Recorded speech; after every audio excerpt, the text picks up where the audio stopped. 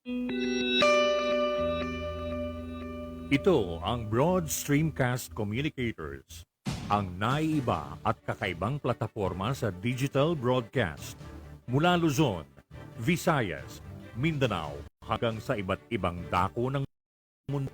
Broad Streamcast Communicators, ang sandigan ng sambayanan mula sa walang labis at walang kulang na pagbabalita, paglilingkod, maglalahad ng mga mapagbuong komentaryo at usaping pambayan para sa kapakanan ng karamihan.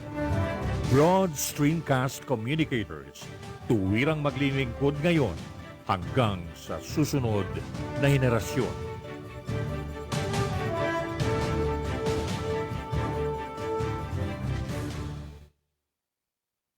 Your Honor, please.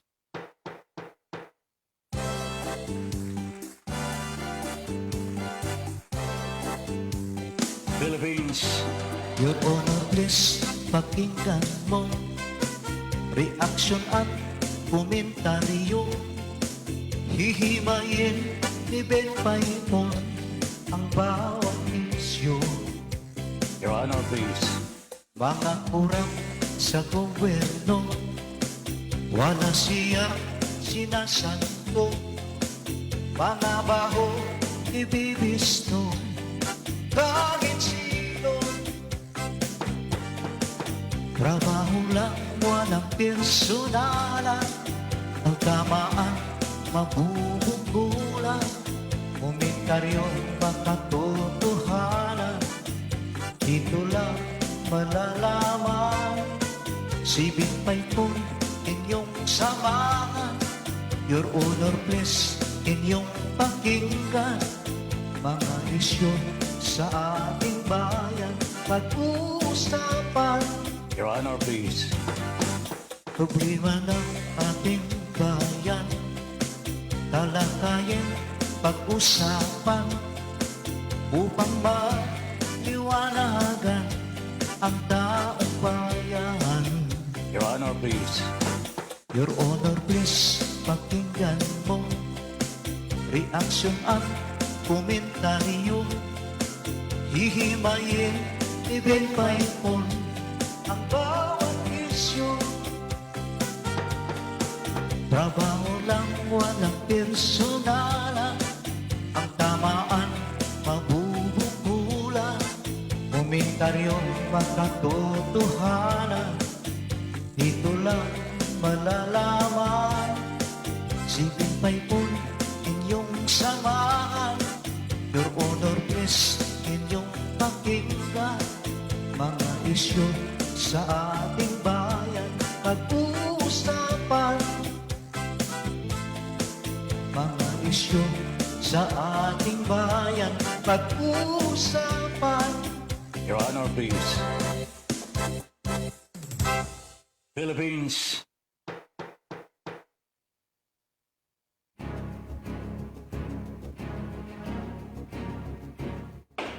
Magkaiba man ang ating pananaw, hindi tayo magkaaway kailanman.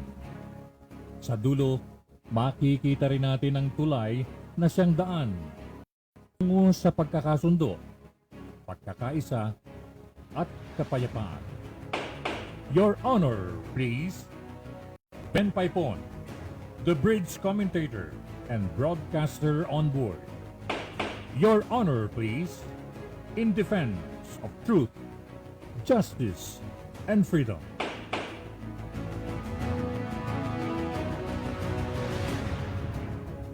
Philippines. Good evening. Hi, Miss Universe. Magandang gabi po. And Your Honor, please. Good evening. And welcome now to the program. Your Honor, please. Ben Paipon here, inviting you to join us now from 8 o'clock hanggang alas 10 ng gabi para sa ating talakayan. Palitan ng kuro at mga komentaryo ninyo. I expect your comments on the different issues that we are going to discuss tonight. Okay? Imbitado na ako kayo, Lunes hanggang Biyernes po ang ating programa, Your Honor, please. Okay? Magandang balita muna. itatabihan pa po na nabakunahan na. If that is a good news for you, a good news po para sa akin at siguro para sa aking pamilya din. Alam niyo ho, I've been trying to figure out ano kaya ka mababakunahan, hindi ako marunong mag-online. paano, paano kaya ako mababakunahan na hindi na ako pipila? Ayan. Kasi ho, teenager na ho tayo eh.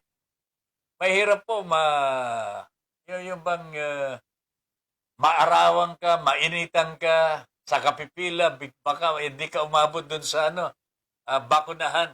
Oh? Hihimatayin ka na lamang sa kapipila. Iniingatan din ho natin yan. Kanya gumawa po tayo ng isang natatanging paraan para maiwasan na po natin yung sobrang pila. Of course, ang mga senior citizens naman, meron pong pribileyo. Pero I think what I got this afternoon was a very special privilege, and I would like to really thank my good friend, si Paring Bong.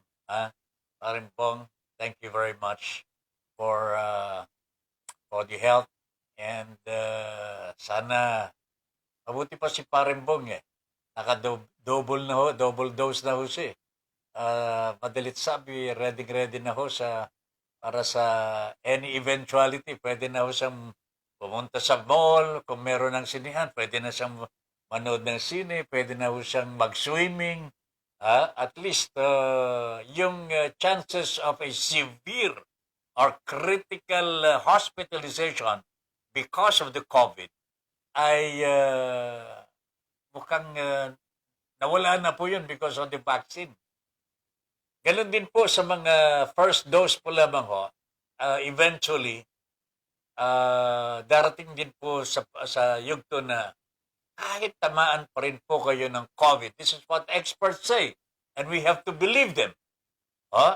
Kahit na tamaan ka pa ng COVID, pagka na bakunahan ka na, hindi ka na dadako pa doon sa tinatawag na severe or critical situation. Alam po ninyo, ito yung napakahalaga sa lahat . Hindi po sa mararamdaman po nyo sa loob ng hospital . Kung hindi, pagmulat po ng inyong mata, may ibubulong mo sa inyo. Sir, ang bilhon nyo 950,000 na po. yung pagkadinig lamang po ninyo yung halaga ng babayaran ninyo sa hospital, baka dyan po kayo abuti na talaga. So, panawagan ko po sa ating mga kababayan, to those who still have the hesitancy to get the vaccine, for your sake, para sa inyong kapanatagan din, at protection ninyo mula sa iba. Kasi hindi naman ninyo kilala ang mga kaharap ninyo, kaya makakasalamuha po ninyo one way or the other. May makakasalubong kayo, hindi nyo kilala kung sino ito, nabugahan mo kayo, ayun. So, for your protection, maganda na po yung bakuna. And also for the protection of your neighbor. Hindi ka rin niya kilala. Di ba? Hindi ka nakapagpabakuna. At least, mutual protection po sa bayan. Ito po ay kailangan natin bakuna ho, mga kababayan. Ang bakuna po this is the only antidote to the virus. Medical experts, scientists have not found a cure to the COVID virus po. Wala pang natutuklasang gamot para dito. Although makikita ho ninyo, meron mga gumagaling at marami naman pong gumagaling. But actually wala pong gamot pa dito na matatawag natin specifically addresses the virus itself. Wala pa hong ganun. Kanya kailangan dito yung bakuna . We have to have the vaccine. Ito po ang pananggalang natin sa virus na ito. Lalong-lalo na may mga lumalabas. May lumalabas na mga findings ng mga investigador ng Amerika, Europa at iba pang mga bansa, nagkakaisang mga bansa. the virus is not natural po. Hindi nanggaling sa animal. Hindi po nanggaling sa hayop. Although this is still an investigation and there is still, wala pa pong pruweba, wala pa pong ebidensya. Pero there are indications na itong virus na nanggaling po sa China ay nanggaling po sa laboratorio ng Wuhan. Ayun. Meron po siguro silang tinutuklas na virus doon, nakawala, naging dahilan po ng pagkaka-hospital ng ilang mga scientists na nagtratrabaho dito sa virus na ito. Whether this is true or not, sabi po ng mga nakakaalam, when there is a smoke, there is fire. So what does this mean? Ano po ang ibig sabihin nito, mga kababayan? Ang ibig sabihin nito, may dinidevelop ang China. Hindi ko alam kung anong dinidevelop po. Sa kanila nang galing ang droga, sa kanila nang galing, ay nako eto, virus. Sa kanila nang gagaling ang mga peke na mga panindoho. Peking gamot. Iba na itong China ho. Kaya pala siguro lumalakas ho. Militarily, economically. Dahil illegal ang ginagawa.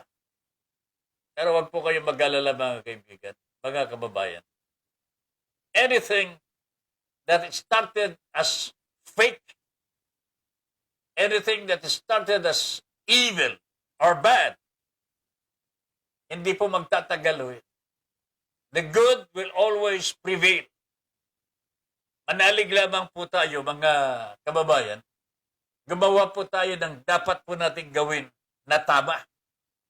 At mananaig po ang kabutihan laban po sa anumang kademonyohan. So whatever it is, kung ito man po ay magtatagumpay ang investigasyon at matutuklasan kung saan lang galing talaga ang virus na ito, sana magawa na po sa lalong madaling panahon at maparusahan kung sino man po ang gumagawa nito. Matakinon ninyo, mga kababayan, ilang milyon sa buong mundo ang nagka-COVID dito.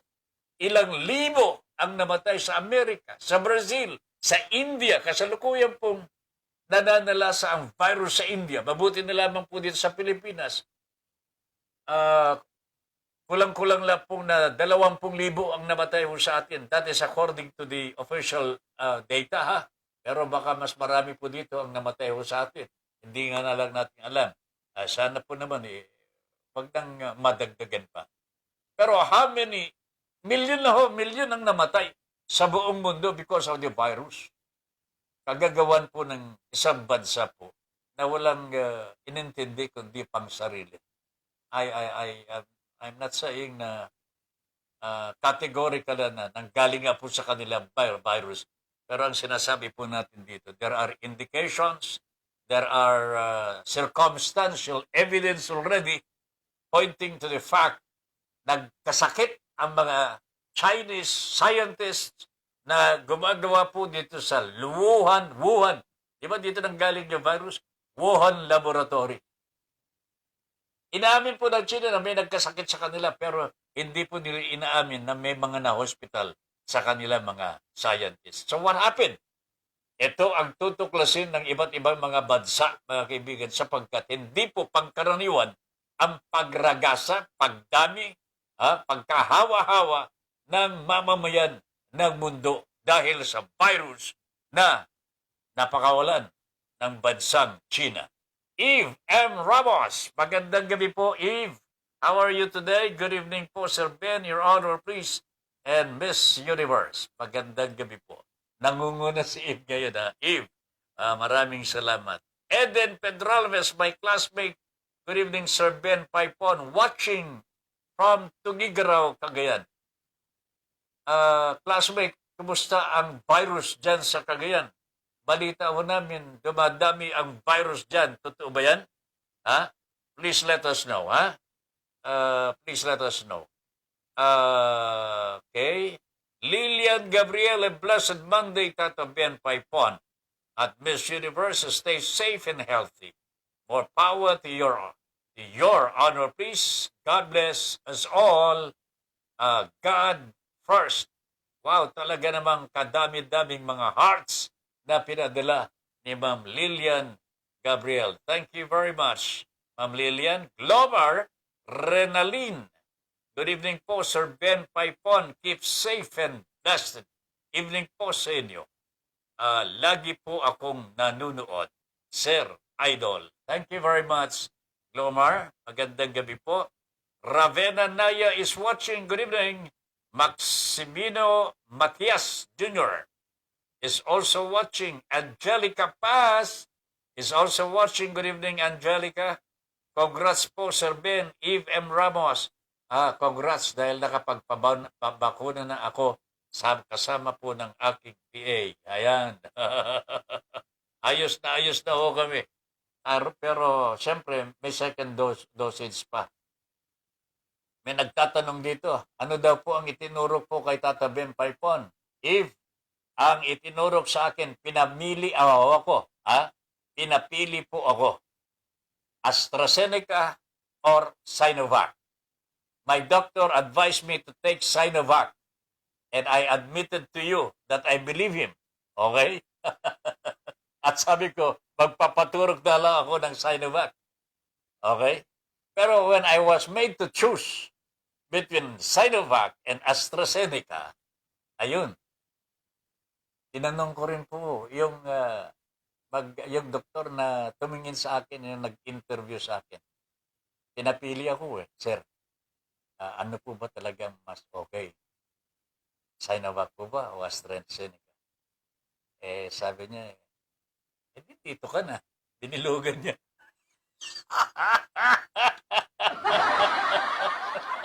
Dinilugan niya Ano yun? AstraZeneca. Sa aking private doctor, Dr. Franklin, pasensya ka na. Hindi na ako sumunod sa iyo, but doktor din yun Pero sa totoo lang, takot ako. May takot po ako sa Sinovac talaga. May takot talaga. Pasensya na ho. I am not trying to degrade, demean the efficacy of Sinovac ho. If you choose Sinovac, magaling naman po ang Sinovac. That's as far as doctors are concerned. Pero si Tata Ben, nag-Astra. Kasi may choice Wala naman ako magawa ho. There was a choice. And I asked the doctor, yung nag-i-interview sa akin, sir, ano po ba dito para kay Tata Ben? Kasi alam niya 73 years old na ho ako dito ka na lang. Binilugan niya Astra. Yan. And then I look at the list ng mga tao na nagpapabakuna na po in that area, sa area na yun. Halos puro AstraZeneca ho Really? I don't know if this means anything, but para sa akin it's the choice of the people that matters here. Katulad ko po, sabi ng doktor ko, recommended na po niya, Sinovac, kung talagang wala na. Sa bagay, yun naman ang sinabi ni Dr. Franklin. Kung wala, di ba? Kung wala ng iba. Yan naman ang sabi. Meron pong iba. Kaya, if, kahit alam ko, nandiyan ka. If, kahit alam ko, nandiyan ka sa China.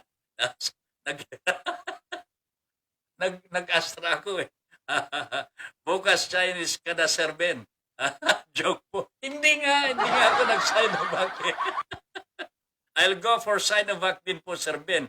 No choice po Hindi nga Hindi ako nag-Sinovac. I was made to choose pa rin. Kasi may available pong mga doses ng AstraZeneca. Kanya ako nag-AstraZeneca po ako. Siguro hindi naman po ako sisisihin ng aking sariling doktor sapagkat he left me a choice naman. Ah, Sinovac is good, sabi niya. You can take it. You can take my word. Yan. But if there is a choice, kung meron pong iba, and gusto mong pumili, I leave that to you. Sabi naman po ng doktor. All the other vaccines are good. Ha? Yan ang sabi ng aking doktor. All the other vaccines that have passed the FDA are good. Maasahan yan. Pero kung gusto mong pumili, nasa sa iyo yun. Ayan. So, ang pinili ko po dito, ayun ho, Astra. Alright? Kuya Boyet, Tatay Ben, bakit po? Ano bakit? Bakit po AstraZeneca? Mas tiwala ako din. sabi ng doktor ho dun eh. Binilugan po niya. Wala akong magagawa. At saka, tayo din ng aking partner yan eh. Tato Ben, okay naman po yung Sinovac. Pero, sabi ng boss ko dito, sabi niya, meron pong, may AstraZeneca na. Oh, nire-recommend niya mag-Astra ka na. So, 3 people. 4. Alright. Kuyang Boyet, Tatay Ben, bakit po? Kuyang Boyet is one. Angelica Paz, good evening, more power and God bless po. Sabi ni Angelica. Magandang gabi din, Angelica. Good evening, ma'am. Alright? Alright. Good evening, more power and God bless po sa inyong lahat sa BSCC family. Sir Ben Paipon, Your Honor, please, and Ma'am Lynn, congrats po sa vaccine shot nyo and still keep safe always. Sana po magpabakuna na kayo. If you have time, magpa-schedule na kayo. Very orderly po ang naging pamamaraan ko dyan po sa Malabon. Alright? Napakaganda po ang pila. Not very much, no? Hindi po masyado mahaba. Very orderly. Marami pong mga magbabakuna po. They can finish siguro thousands of vaccines every day. Kaya walang problema po sa Malabon. Gloria Merillas, Gundran. Si Glo. Magandang gabi, Mare. Good evening. Magpabakuna ka na dyan.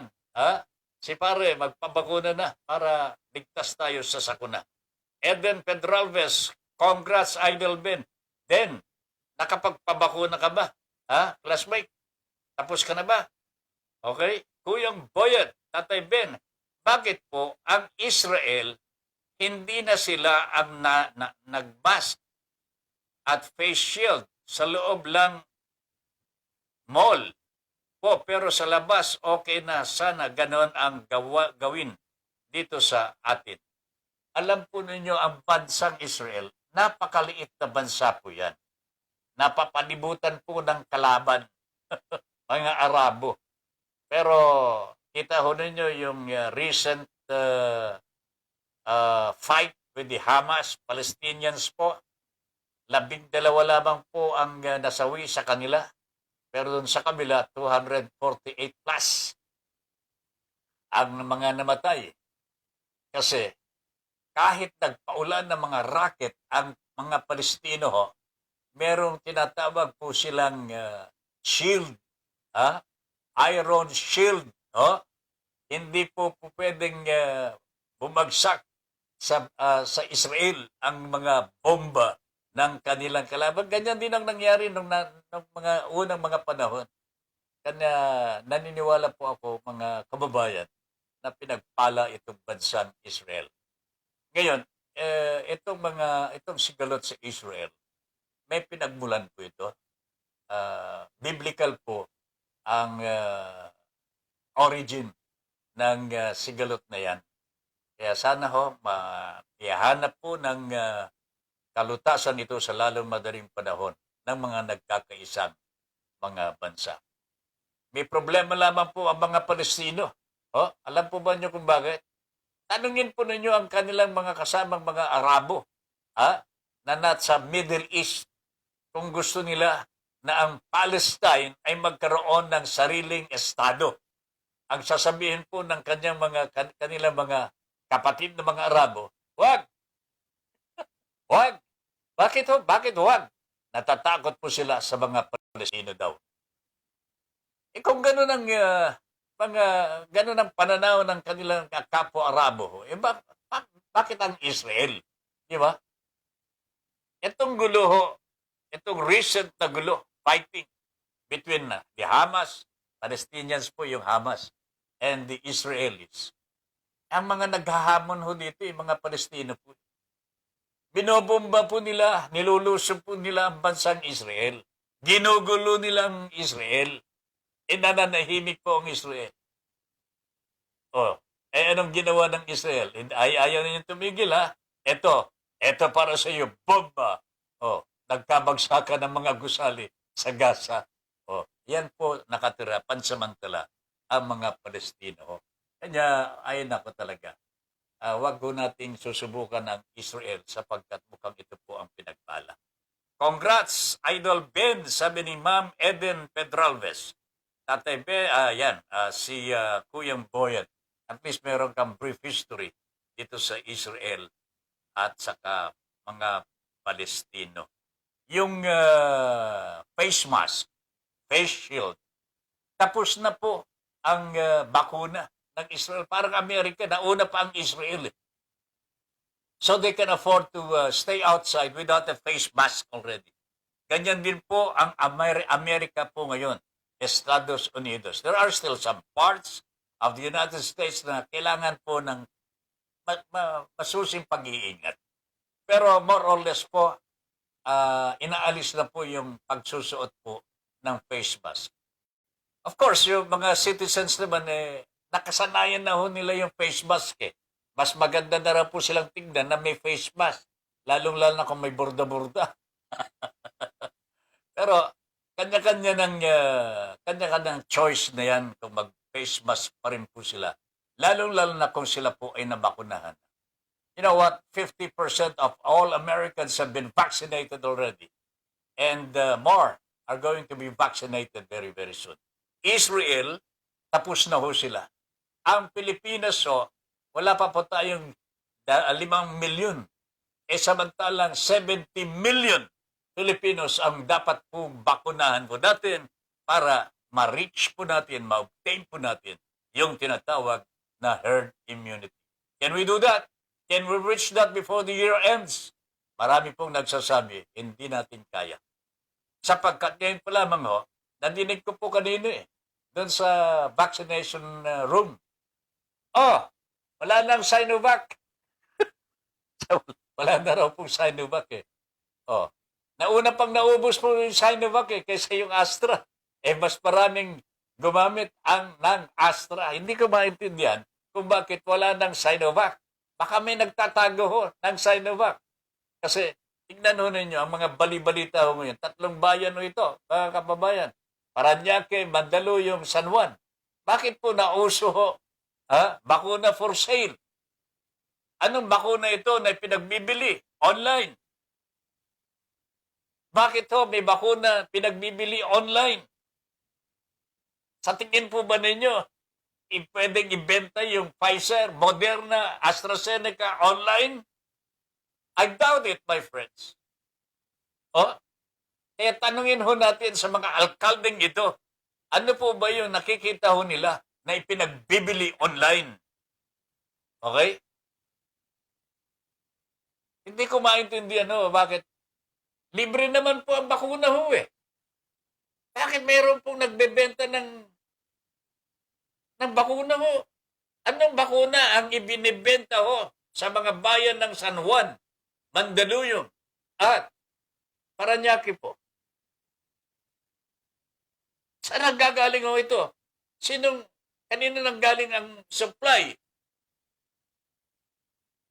Anong bakuna ito? Okay? Sana mahanap ng ating mga kababayan.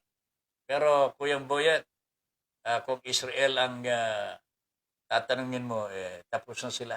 Medyo nakaligtas na sila sa virus. alam niyo, very, very close ang Israel sa isa't isa. Oh, there are democracy ang kanila pa rin. Pero when it comes to security of the state, ah, diyan mo masusubukan ang mga Israelis. Talagang very patriotic sila, nationalist. Sana ho, ganyan din po ang mangyayari dito sa ating bansa ho. Lalong-lalo na ngayon, nilulusob po tayo. Pinakikialaman po tayo ng bansang China. Komunista ho ito. Mga kababayan, komunista po itong China. At ito po ang sumasakop po sa atin. Kamakailan lamang nagpalabas ng kalatas ang bansang China ho, dyan sa West Philippine Sea. Pinagbabawal po nila ang mga mangingisda natin na pumasok sa mga teritoryong sakop daw po nila. Samantalang, exclusive economic zone ito ng Pilipinas. Yung sinasabi po nila. There is a statement here coming from the DFA, Department of Foreign Affairs. Akala ko po hindi na magsasalita si Mr. Locsin. Pero nagsalita po rin. Hindi ko alam bakit nagsalita.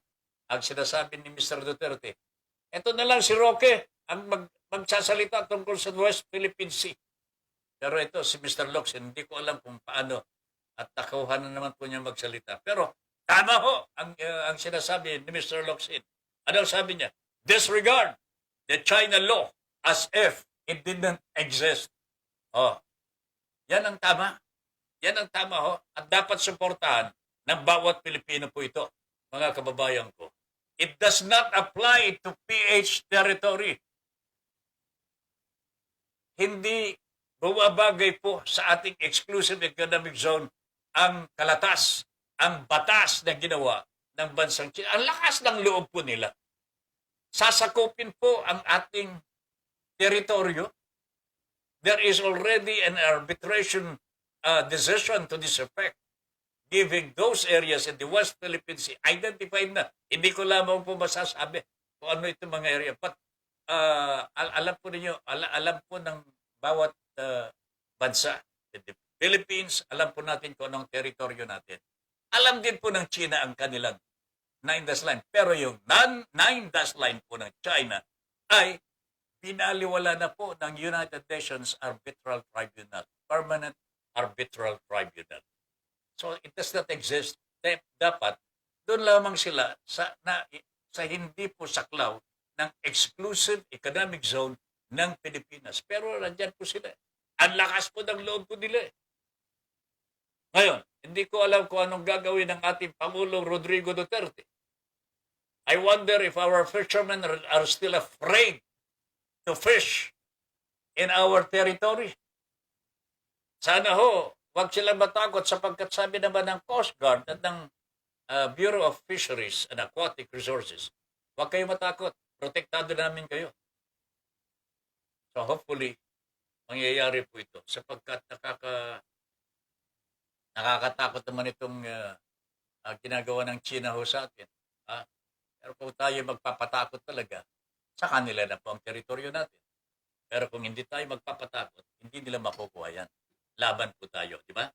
China is trying to force weaker nations to change their laws. Pinipilit po ng China na baguhin ng mga maliliit na mga bansa, yung developing countries like the Philippines, baguhin po ang ating mga batas to suit the needs, to suit the desires of communist China. Ho. Bully talaga itong inchik na ito. Bully talaga ho, itong komunistang inchik na ito, mga kababayan. We have to stand for our democracy. We have to stand for our territory. We have to stand for our sovereignty po. Kailangan ho, ipagtanggol ho natin ang ating sarili. Sapagkat kung hindi natin ipagtatanggol, sino magtatanggol? Ang sabi po ng Amerika, and this, we have to be reminded of this every now and then. Huwag kayong matakot. Teritoryo ninyo yan, mangisda ho kayo dyan. Kung, sabi ng Amerika, kung merong gagalawin sa inyo, ang China, sa teritoryo ng Pilipinas, that could start the war. Do you think China will declare war with the United States of America and his allies in Europe? Malabo po. Not at this time. Kaya itong sinasabi ni Mr. Duterte na takot siya sa labanan, takot siya sa war. We have a mutual defense treaty with the United States of America. Madalas pong sinasabi ng Amerika, huwag kayong matakot, we will be behind you. Sabukan nilang pasabugin ang isang barko ng Pilipinas. We will be there to defend you. Anong ibig sabihin niyan? Yan reminder to China, huwag mong gagalawin ang mga Pilipino. Ang mga Pilipino. Kasama ko ang mga yan. Yan ang Amerika. Ang problema lamang po dito sa ating Pangulong Rodrigo Duterte, mukhang hindi naniniwala sa Pilipinas sapagkat marami na po siyang natanggap na biyaya mula sa China.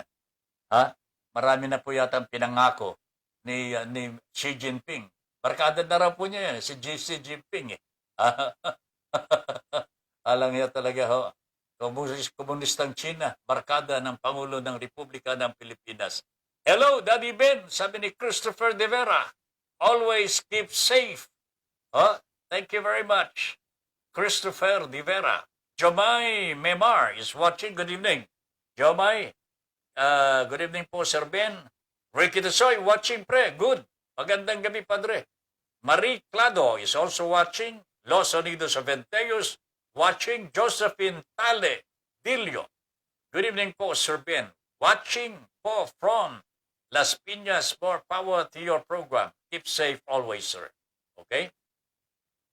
Marie Clado, good evening, Tata Ben. Ako graduate na sa bakuna Sinovac. Aba, okay ka dyan. May laban na po na priority tayo mga senior. Keep safe po. Marie Clado, senior ka na rin ba? Okay, thank you very much. Alam mo, sabi ng doktor, kompletuhin lamang po ninyo yung bakuna po ninyo.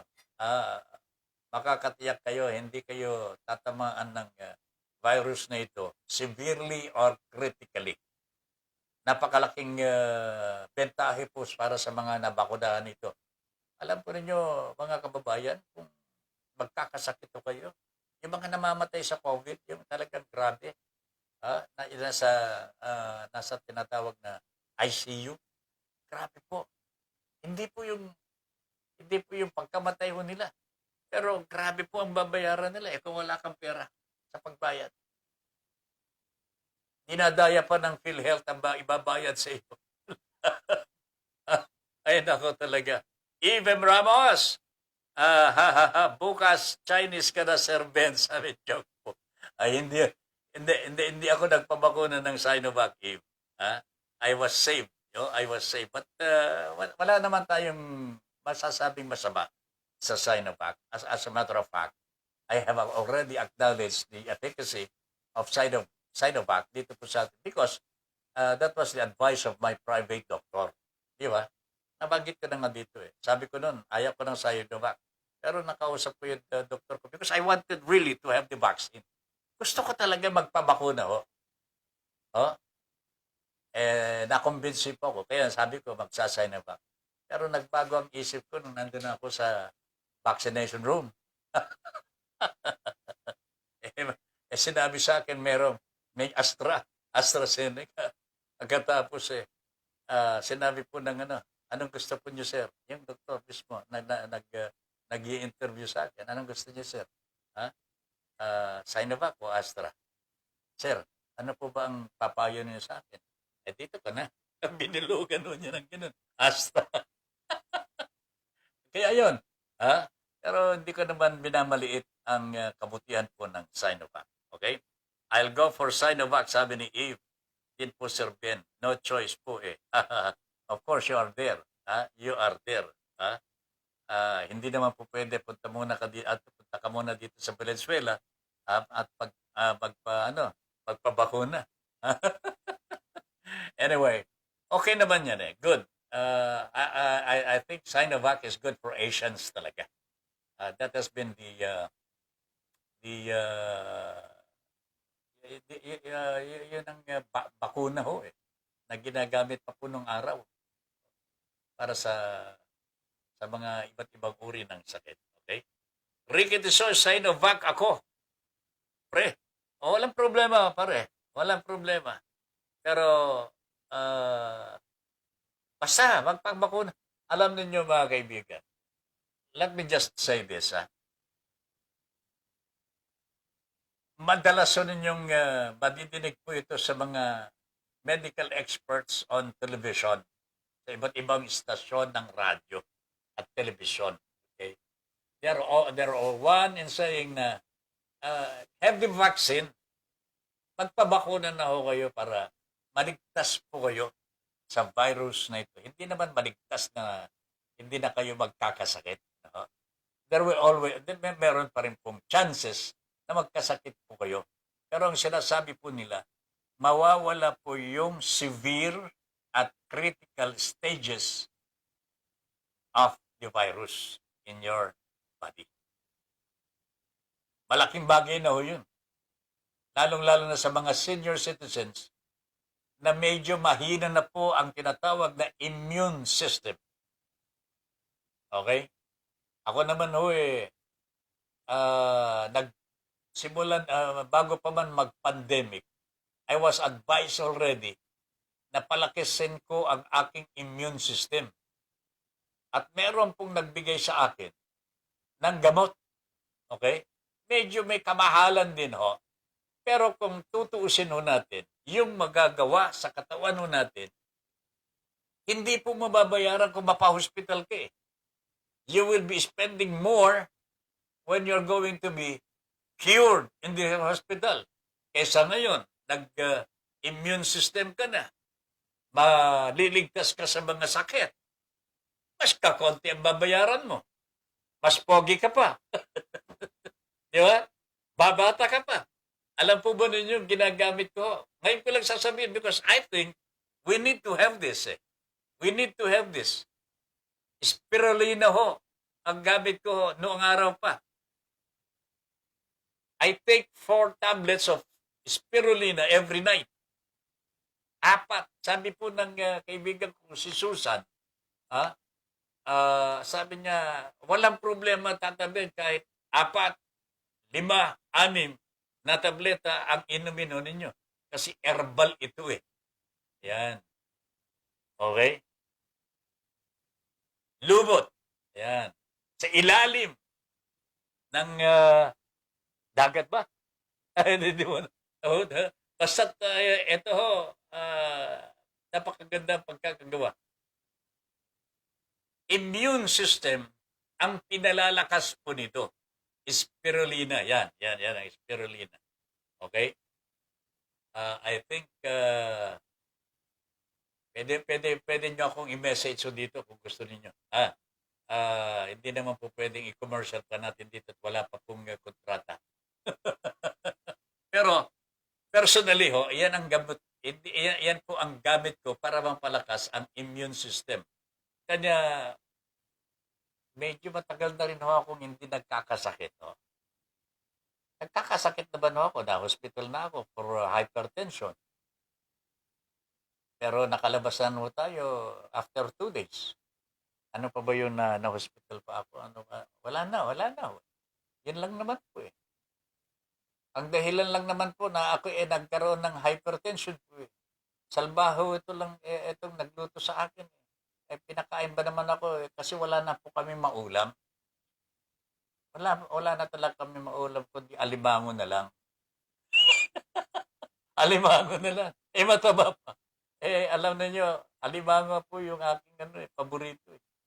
Hindi ko naabatan na talagang nakakasama talaga sa katawan yung sobrang taba. Na lalong-lalo na yung alimango. So, I was brought to the hospital. Pero hindi naman po nagtagal. Naggamot din po. And, ayun, nagme-maintenance naman po tayo. So, anyway, yan po ang pananggalan ko po sa mga virus. Anything, any virus or bacteria naaatake sa aking katawan, meron po akong spirulina. Sana ho, kayo magkaroon din po ng spirulina. Hindi naman po kamahalan ho ito. Anyway ho, tuloy tayo ho sa ating Your Honor, please. Los Unidos Saventeos, gandang gabi po. From Canada. Si Andy Lauzon is coming back to the Philippines already. Andy, good evening, good morning dyan sa Caribbean. Ay, makakapag-swimming na tayo dito siguro pagka wala ng COVID dito sa Pilipinas pagdating mo, ha? Pero alam po ninyo ito mga OFWs po natin. Wala na hong gustong pumunta dito sa Pilipinas, wala na hong gusto magbakasyon. Alam po ba niyo kung bakit? Ang bakasyon po nila 15 days o kaya isang buwan. They will spend 15 days or 14 days sa quarantine. Limang araw na lamang po sa kanilang pamilya at mga kaibigan. Sana ho, maayos na po ito at napaikli ang tinatawag na quarantine or isolation stages. Lalong-lalo na kung mga OFWs natin ay may bakuna na. What is the need to isolate them when they are already vaccinated? Diba? Dapat pag-usapan ho ito. Bakit po ang mga Amerikano, libre na ho sila, wala nang face mask? Diba? Bakit ang mga Israelis, wala nang face mask because they have already attained herd immunity. They have already leaked the virus. Meron pang ilan sa kanila, pero yung transmission, hindi na po ganun ka. And then, karamihan po sa kanila mga citizens, immune na eh. Ibig sabihin, ligtas na ho sila dun eh. And tuloy-tuloy po eh. Tuloy-tuloy po yung bakunahan. Dito sa Pilipinas, dapat pong ganun. Pero bakit po kapiranggot lamang ho ang mga nababakunahan? Ipinagbibili pa ang bakuna. Libre naman talaga eh, Mr. President. Bakit ho din nyo maggamot ang mga ito? Bakit ho ninyo napapayagan ho? Bakit po meron pong mga nagsasamantala? Yung online, ang dami pong nag-online ho ngayon. Hindi lamang po sa gamot na ito ha, yung bakuna. Ang daming online na illegal. Na hindi nagagawa ng paraan ng Securities and Exchange Commission. Grabe na ho mga kababayan. It's very unfortunate. Kapwa nating mga Pilipino ang nambibiktima sa kanilang kapwa Pilipino, even during the pandemic. Jesus Christ! How bad can Filipinos be? Para kayong mga inchik. Rufino Pablo Tataping, magandang gabi po. Good evening. Chincha Buste, good Monday evening po. Sir Ben, Jimmy Tuplano, tama ba ako pre? Pare, Astra tayo. Astra talaga ako. Nagpabakuna na ako pre. I have done my vaccine already. Tapos na ho. Sa susunod, it will be 2 months after. I think 2 months after. August 16 po ako ang susunod. Madeline Bordalio. Madeline, baka ano-ano kaya ni Perry ito. Watching FB ng anak ko. Gamit ko Perfecto Bordalio. Anak niya. Okay. Madeline Bordalio, watching FB ng anak ko. Gamit ko Perfecto Bordalio. Okay. Thank you very much, Perry. Thank you. Angelica Paz. Yung 75-year-old diabetic, aunt ko po, nakapagpabakuna na ng first dose niya sa Manila, Hospital ng Maynila. Sputnik po ang itinurok sa kanya. Zero side effect po, kaya natutuwa siya. Sa May 28 pa po yung second shot niya. Economic frontliner po ako at walang comorbidity, kaya hintay pa po. Kung ako po papipiliin, yung sa J&J, Johnson & Johnson, sa single dose or kaya Sputnik po sana, mabigay sa akin. Thanks po, sir. Alam po ninyo, yung Sputnik, yung galing po sa Russia, medical experts, this is the best. Yan. Sabi nila, that's the best. Pero kakaunti lamang po yata ang nandito sa Pilipinas eh. Kakaunti lang ho eh. Ha? Alright. J&J, ganun din po yun. Maganda rin po ito. Actually, lahat ng mga bakuna ho dito, yung Moderna, Pfizer, magaganda ho, magagaling. The efficacy is terrible. Maganda ho. Okay? And laban sa Indian variant. Tandaan na ninyo yan. Laban sa Indian variant, ang Pfizer at Moderna. Okay? Pero yung Sputnik, okay yan, Angelica, sa awa ng Diyos, ang vaccination, ang vaccine ko kanina alas 2:30 po yata. Sa awa ng Diyos, wala pa ako nararamdaman. Okay? Wala pa ako nararamdaman. Kanina pagkatapos po ng bakuna, pinakikiramdaman namin ang aming sarili. Wala naman. Kanya, tumuloy ho kami sa isang mall. Naghanap po kami makainan. Gutom po kami. Ayun, kumain muna. Alright, anyway ho. Eve M. Ramos, dapat po hulihin ang mga nagbebenta online ng COVID vaccine. I agree. Totally. Dapat itong mga evildoers sa ating lipunan, mahuli po. Pero hindi po itong mga online sellers ang hulihin lamang. Saan ba nanggaling yung gamot? Yung yung gamot, yung bakuna. Ano bang bakuna ito? Sino ba? Kanino ba galing? Sino bang may tangan ng mga bakunang ito?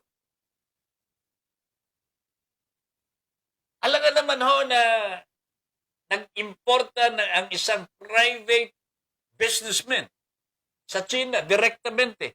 Hindi po pwede po eh. Because meron pong tripartite agreement between the businessmen and the government. Okay? And then the LGUs.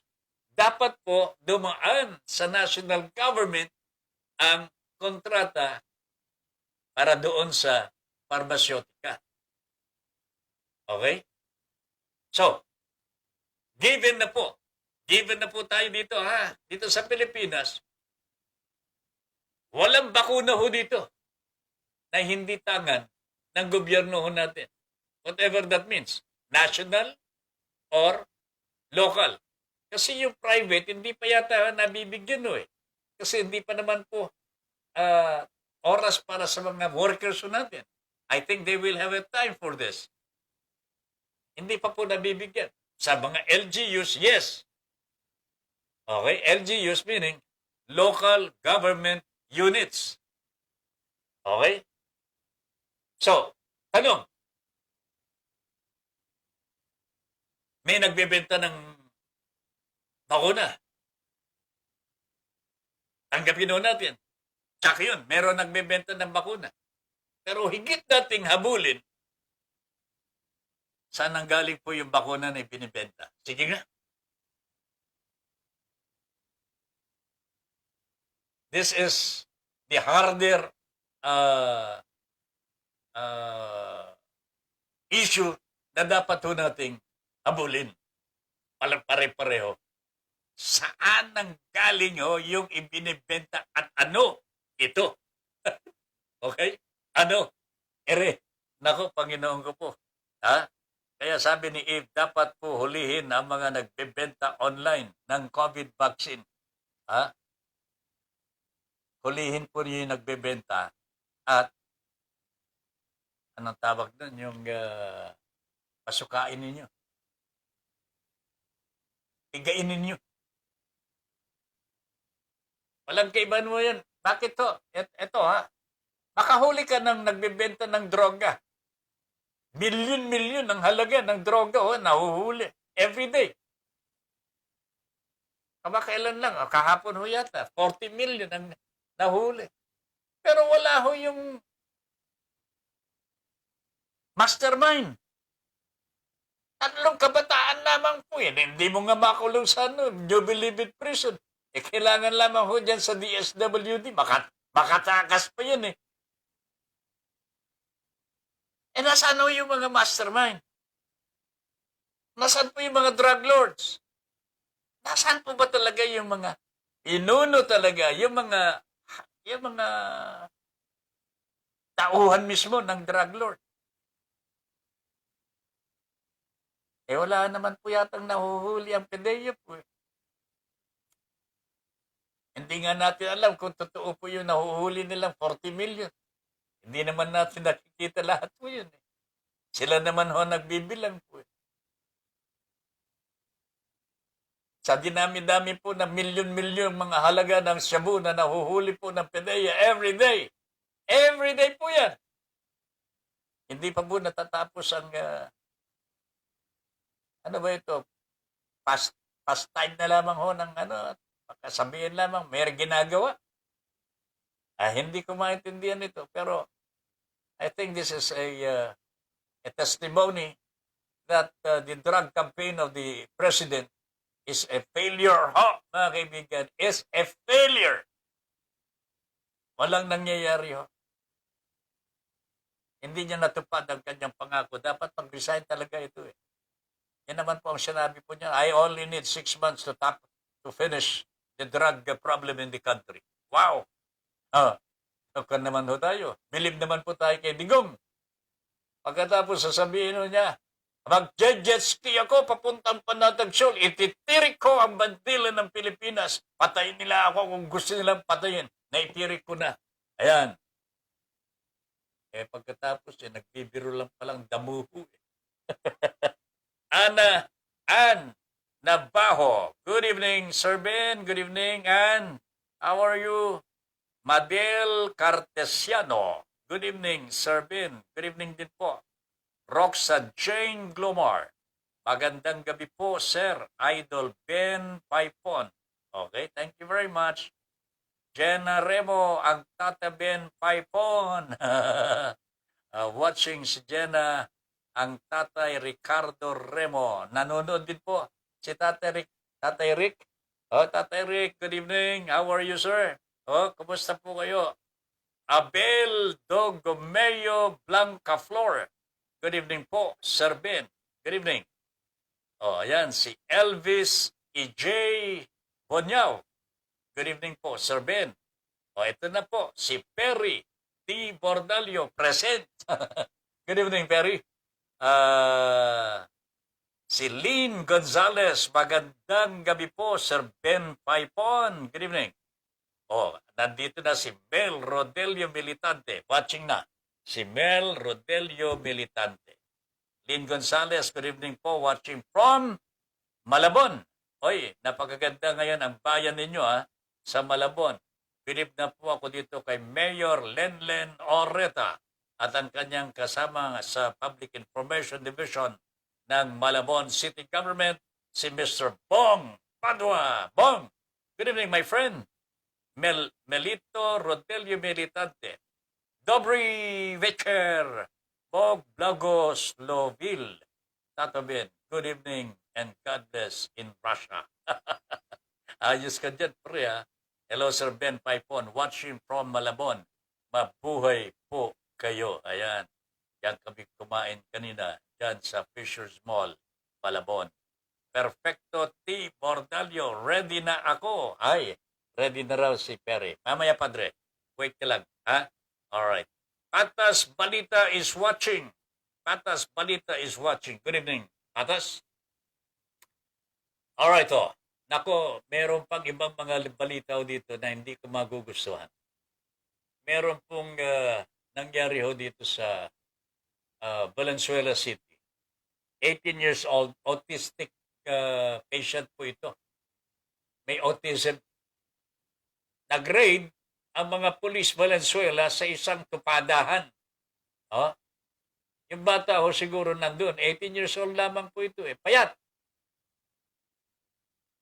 Binaril po ng pulis at sinabi ng agaw daw po ng baril ng malaking pulis.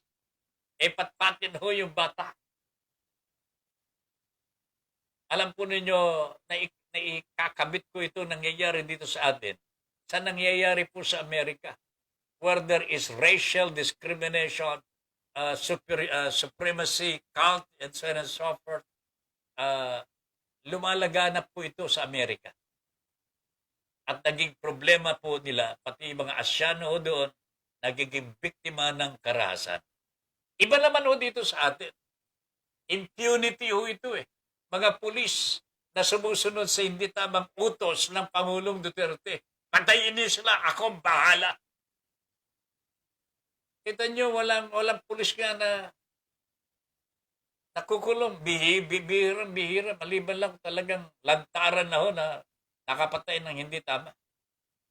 Etong 18 years old na ito, patpatin ho ito, sabi nga ng nanay, itong ang laki-laki ng pulis, itulak lang niya, matutumba na yung bata.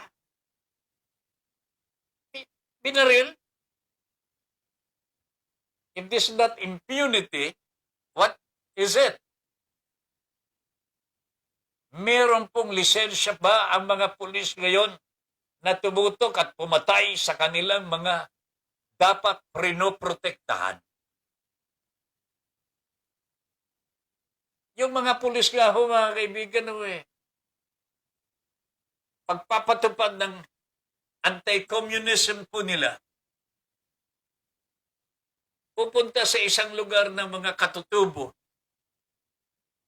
Pinaguhuli mga katutubo kung hindi papatayin nila.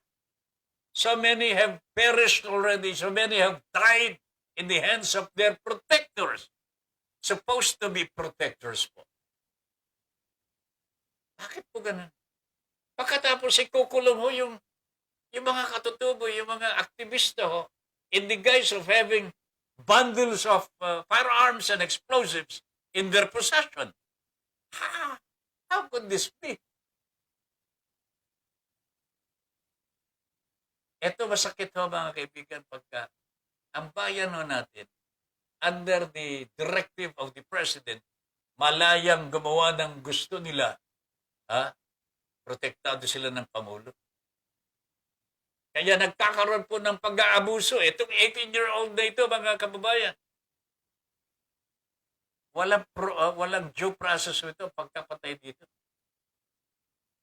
The policeman, itinutok na lang po siguro yung kanyang baril, pinaputokan na ho.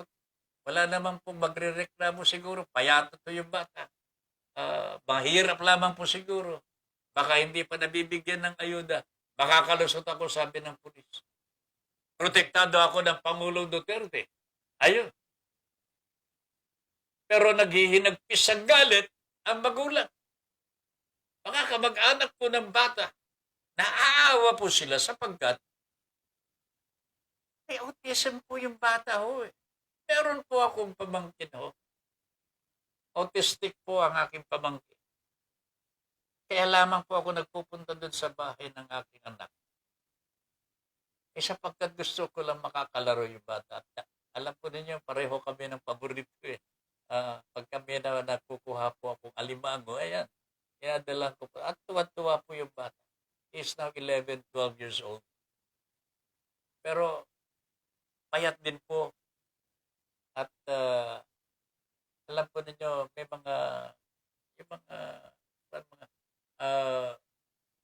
nandyan po yung masigla po siya, parang nag-overacting, sasabihin na natin, OA naman po ba?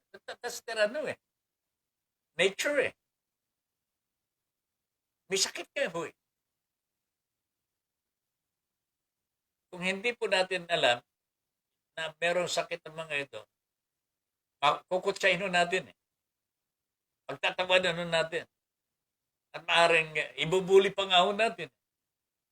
Pero hindi po sila mga aaway. Tandaan ninyo, they do not fight. That is why, itong batang ito na pinatay, yung 18 years old dyan sa Valenzuela, alam ko po na hindi po belligerent, hindi po ano yung war freak ang mga autistic people. Kaya itong pulis na ito dapat imbisa. Sir, General Eliazar, sir, parang awa na ninyo. This is one innocent who lost his life in the hands of his protector, Mr.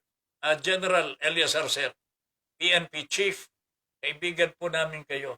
Please, give justice to this poor little boy with autism.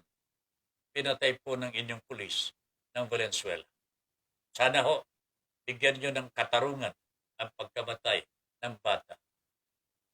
Kung alam lamang po siguro ng pulis na mayroong sakit itong bata, maybe he has not killed him.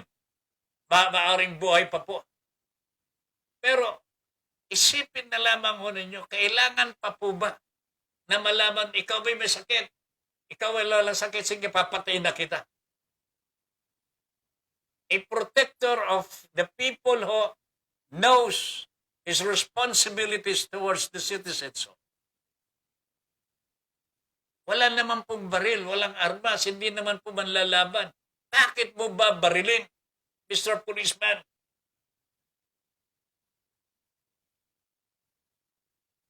Hayop talaga ho mga kababayan. I hope I did not get the name of the policeman. Ayaw pa nila ata ibigay. Hindi din natin nakuha po yung pangalan ng bata. But sana ho bukas may ragdagang balita po tayo tungkol dito. We will try to find out and let us get updates tungkol sa gagawin po ng pulisya tungkol sa bagay na ito.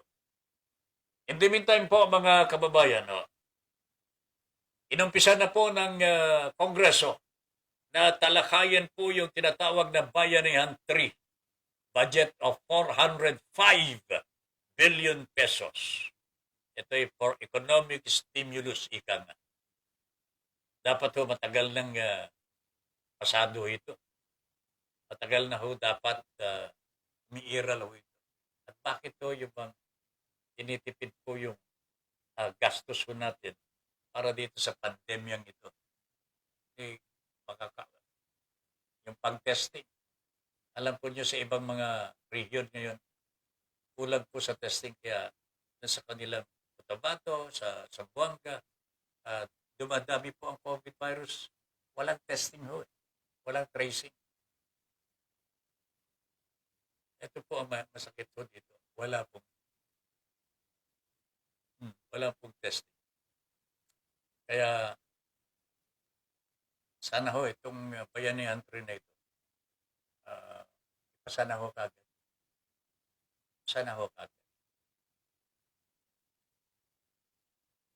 Binibitin pang tao bayan. Sakit lamang ho dito, baka naman ho ito gagamitin na ho sa talagang for the next election 2022. Sana naman po wag pong masyadong gahaman ang mga nagkapamahala ho natin at i-divert ang para sa taong bayan, para sa kanilang political agenda. Wag naman po sana. At hindi po nyo kailangan ng ganitong kalaking halaga ng pera. Maawa naman po kayo sa taong bayan. Hirap na po. Ang dami po sa ating mga kababayan ang hindi na po nakakakain ng sapat na 3 meals a day. Nagsasama na lamang po ang almusal at tanghalian o kaya tanghalian at hapunan. Minsan na lamang po 2 beses sa isang araw kung kumain. Ganyan po ang Pilipino ho ngayon. Malungkot po, pero sana malampasan ho natin. Bago kayo mag-alala, pagka alam ko po, mahirap pong magkaroon ng pagbabago sa ngayon. Pero 2022, we will have the right opportunity to change leaders of our country. Na sa ating kamay, ang kapangyarihan na palitan, ang dapat palitan sa 2022 po. Sana ho, mag-isip-isip na po tayo. Magtulungan ho tayo para yung tama na leader, yung mabuting leader, mapili ho natin from among the many. Sana ho. Pero wag na ho tayong pipili sa mga nandito ho sa ating lipunan sa ngayon. Kitang-kita ho natin ang kanilang kalokohan. Budget lamang po para sa COVID for this year, 2021. Hindi man lang inilagay po sa 2021 budget. Ang inuna ho nila, budget ho ng bawat kongresista ho, kanyang distrito. Anong ibig sabihin niyan? Kanila po budget. Sa kanila mapupunta yung pera. At least bahagi o malaking bahagi ng budget para sa projects po nila. Naku talaga. So anyway, we will have the opportunity again to exercise our freedom to vote. Oh, nasa kamay po natin ang pagpapalit ng liderato. Sana ho, gabayan po tayo ng ating Panginoong Diyos at bigyan po tayo ng lakas para maiboto natin ang tama at para sa ating bayan. May mga tropa po ako, mga senior citizen, nag-aalangan po silang magpabakuna sa November 27 sa SM Calamba kasi baka daw Sinovac ang ituturo. Kasi 50% lang daw ang efficacy. Sabi ko, paturok na sila kasi dalawang turok naman yun. Unang turok, 50%. Ikalawang turok, another 50%. Kaya lahat-lahat, 100%. Tawanan, ganun daw pala yun. Pagpapaturok na daw po sila. Tama yan, Padre. Ha? Mel, 2 beses naman po sobra pa nga eh. 50.4. May sobra pang 0.8. Sana sasabihin mo. Ricky Tisoy, good evening. Aaron Uwano is watching. Tiny Talag, ano po pwede ko po ba na hindi na saka bayaran? Ano ito? Ano po pwede ko pa po ba na hindi na saka bayaran? Siguro ito yung online lending, oh. Yung mga katanungan ho ninyo, may mga ginawa po akong video para sa katanungan ng mga online victims po.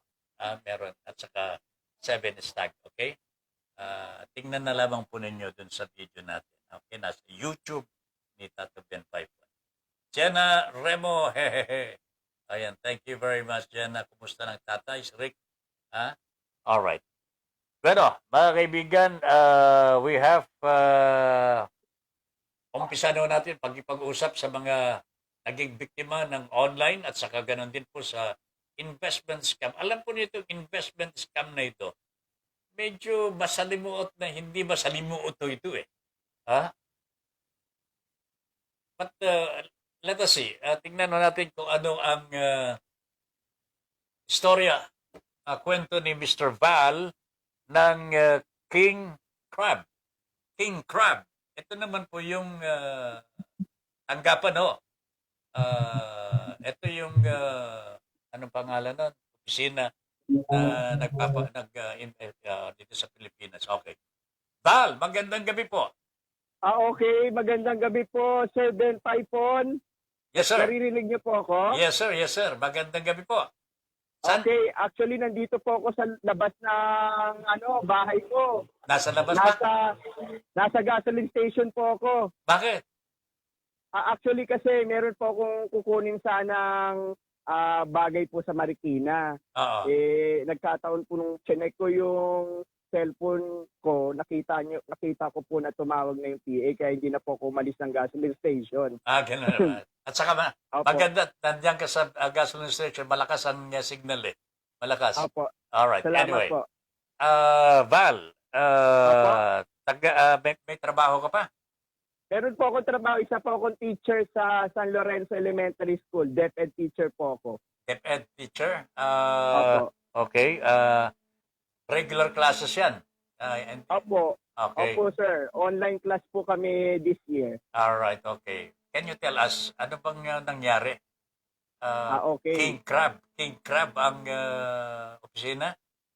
Opo, King Crab Project po yung opisina. Ganito po yan, Sir Ben Paipon. Actually, investor na po ako ng ibang kumpanya pero hindi ko na po babanggitin. Okay. Sabi kong gano'n, mukhang maganda yung compound interest na nakita ko sa Facebook kasi actually, nahihilig po ako sa business ngayong taon na to kasi hindi naman po ano ba yun, kumbaga yung sweldo po ng teacher kasi pag hindi ka gawa ng diskarte, hindi naman po yan manganganak or kikita. Aha. Meron po kasi akong ugali na masino po ako sa lahat ng bagay kaya nakapag-ipon po ako ng halagang 150,000. To make the story short, kumita po yung 150 ng unang payout ko na 30,000. Then, nag-usap na po kami ni Sir John Roger Marcaida. Yun po yung Sino yun?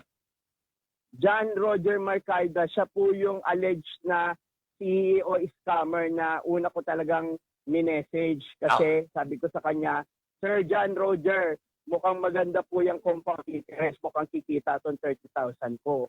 Mhm. Nag-invest ka muna ng how much? 30,000 po. Nabawi mo na? Hindi ko pa po nabawi. Actually, ang unang-una niyang instruction po sa akin is binigay niya yung Union Bank account niya. Then, siyempre ako, kampante naman ako kasi ang ganda nga po nung Complan, compound interest. Nag-deposit po ako ng 30,000 sa Union Bank Cainta, malapit lang po sa bahay. April 20 po. April 20 po yung aking deposit date. In his name? Opo, in his name. So, merong siyang pangalan sa Union Bank? Opo. Okay, tuloy mo. Okay, yan. Tapos, nung na-deposit na po sa akin, naghintay lang po ako ng isang araw kasi meron po mga activation na ginagawa sa dashboard. Nung na-activate na po yung dashboard, imagine nagkaroon po ako agad na 1.5. Pagka ano ba yun, yung pagka-activate ng 30,000. So, sabi ko, ang ganda naman. Tapos, syempre po, ano po kasi ako, well-read po ako na tao. Political science po kasi ang course ko, kaya mahilig po ako sa mga general information. Sabi ko ganun, napag-aralan ko itong compound interest. Ang ganda na ito pag inanom mo siya, tinuloy-tuloy mo.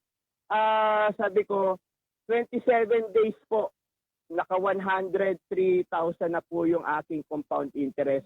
Bigla po siyang nawala on that day, last Sunday po yata. Oh, pero nakuha mo yung 103. Hindi ko na po siya nakuha. Actually, ang kukubrahin ko po sana is 133,000 kasama po ng puhunan ko. Tapos bigla na lang po siya naglaho. Ang unang-una po niyang ginawa sa Facebook, parang gumawa siya ng palabas na nahack yung kanyang Facebook account. Yung parang naglalagay siya ng parang nakakatakot na muka. Then afterwards po wala na. Ganun po kabilis yung turnaround ng pagkawala ng lahat ng account. Then sir, to make the details mas marami pong involved na mga tao. Hindi lang po iisa yung si John Roger Marcaida kasi marami pong mga upline na bigla pong nawala. Then as in syempre yung tinatawag na yung pagiging guilt, yung may slight guilt, diba? Ibig sabihin, almost 5 tao po ang biglang nag-block din ng Facebook account niya. May possibility po na sila po yung nag-organize ng King Crab para maloko ko po kami mga investor. Is this your first time? Yes, sir. This is my first time. Who invited you to King Crab? No, I just Nakita mo lang? Nakita ko lang po. Sa online? Sa online po. Ayun. So, you lost 30,000. 30,000 po yung nawala sa akin. Hindi ka na umulit? Ay, hindi na muna po kasi pwede ko po mabanggitin yung Master of Marketing? Yes. Oo. Okay.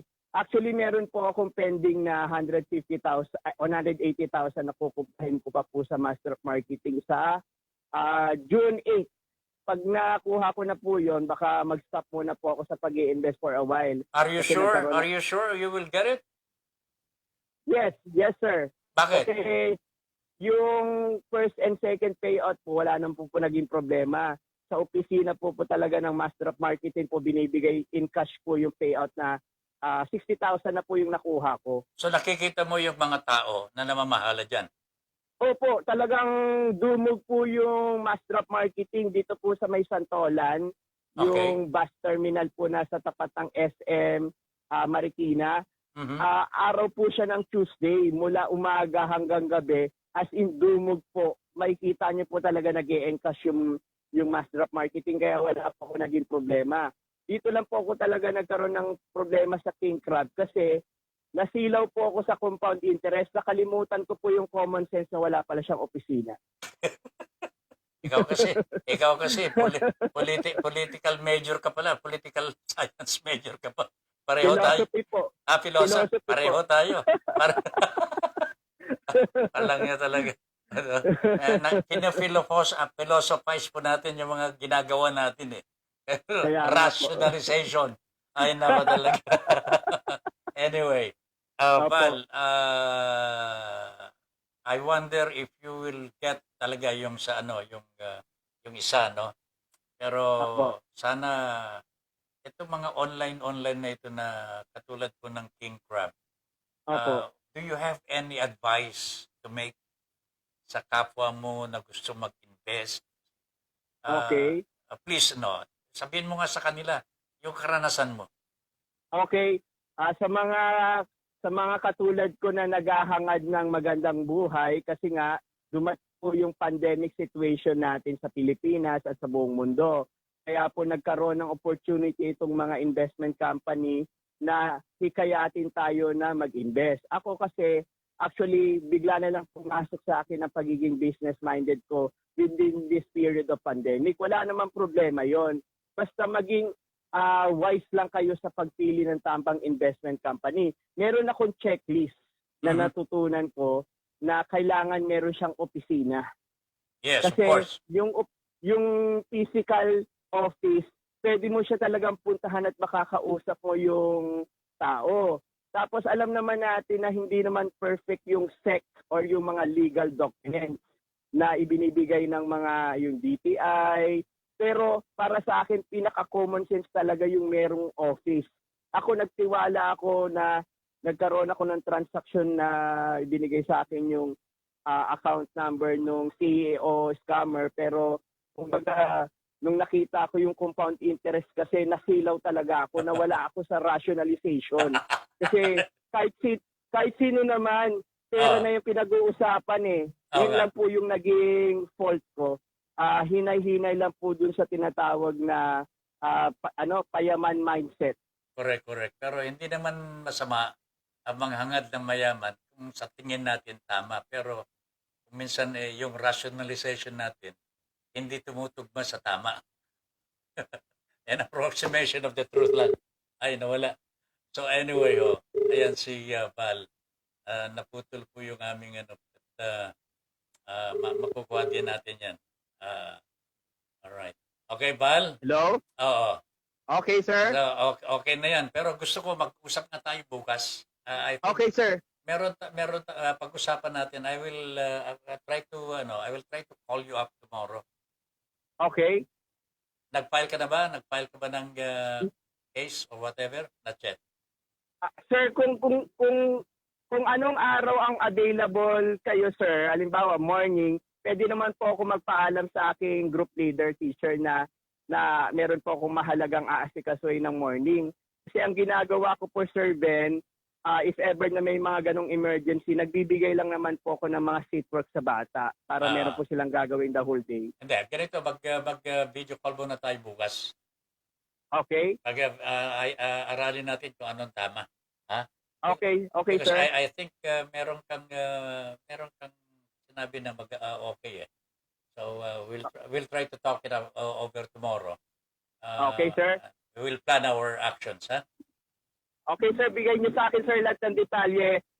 Susunod po ako sa lahat ng diskarte niyo. All right. Kayo po yung ang main purpose ko po is yung refund po ng 30,000.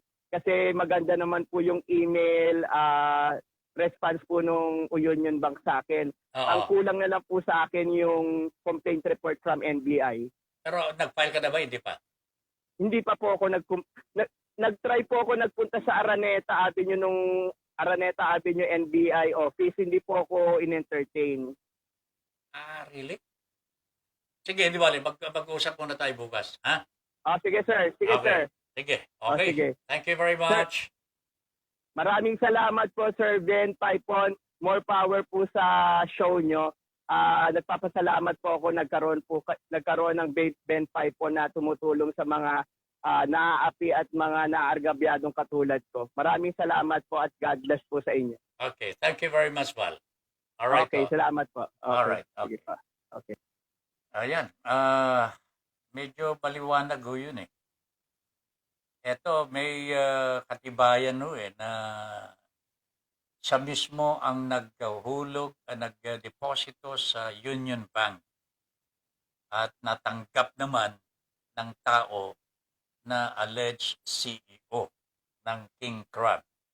So, meron pong ebidensya ho ito that itong taong ito is the owner. Hindi po pwedeng tanggapin ang bangko ang isang deposit. No? Yung bang gawa ka ng account doon na hindi ka ikaw pupunta doon mismo. You have to be present to make the deposit, to make the yung maghulog ka, bukas ka ng account sa bangko. So ito ho, magandang pagkakataon matuntun. Bakit nagsarado yung kumpanya na pinasok ni Val. Okay? And hopefully, itong isa na binabanggit niya, hindi na po siya may scam. Ito kasi mahirap sa mga kababayan natin. Meron po mga pagkakataon na gusto nyo makabawi ito. Gusto nyo bumawi. Pero you're going to use the same modus operandi as the others. Online pa rin. Ang sabi ni Val, tandaan ninyo ito mga kabayan, ang sabi ni Val, simple lang eh. Yakin po ninyo na may opisina.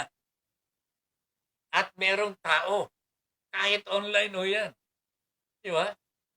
Pero kung sa online lamang, wala kayong nakikitang tao, there is no warm body, there is no office to talk about. Medyo delikado na ho ito. Lalong-lalo na ngayon sa panahon na ito, marami pong mga nadedegoy. Okay? Areglado. Alright. Isusunod din natin ang pangulo po ng organisasyon ng petitioners against loan sharks and financing. Petition to stop loan sharks and financing. Si Mr.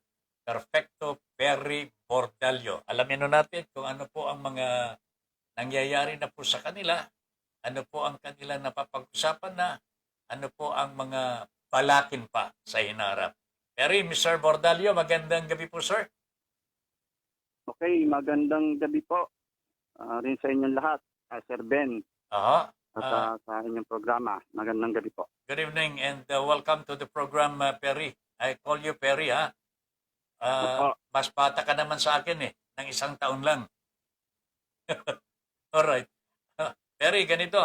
Ano bang, kumusta ang mga members of the organization? Kumusta yung problema?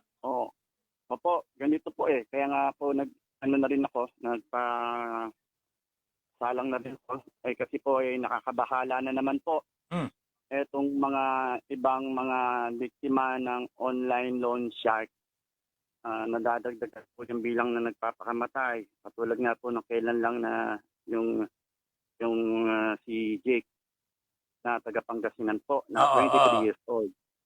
Meron pong mga nagme-message sa akin na malapit sa pamilya nung nagpakamatay po din na nasa parking Tarlac.